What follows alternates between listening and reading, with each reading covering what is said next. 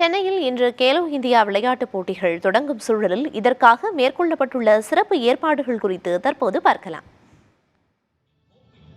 Khelo India விளையாட்டுப் போட்டியின் தொடக்க விழாவை 11,500 நபர்கள் காண ஏற்பாடுகள் செய்யப்பட்டுள்ளன.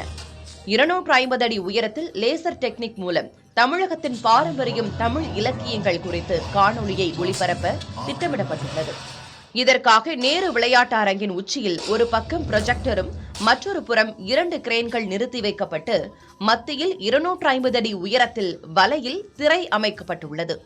3D வடிவில் தமிழ் மொழி சிறப்பு அம்சங்கள் மற்றும் கேலோ இந்தியா இளைஞர் விளையாட்டுப் போட்டியில் இடம்பெறும் விளையாட்டுகள் மற்றும் பிரதமர் போட்டியை தொடக்கி வைக்கும் கவுண்டன் ஆகியவை விண்ணில் தெரியும் வகையில் ஏற்பாடுகள் செய்யப்பட்டுள்ளன. இது 3 கிலோமீட்டர் தொலைவில் இருந்து பார்த்தாலும் தெரியும் வகையில் அமைக்கப்பட்டிருப்பதாக தமிழ்நாடு விளையாட்டு மேம்பாட்டு ஆணையம் தெரிவித்திருக்கிறது.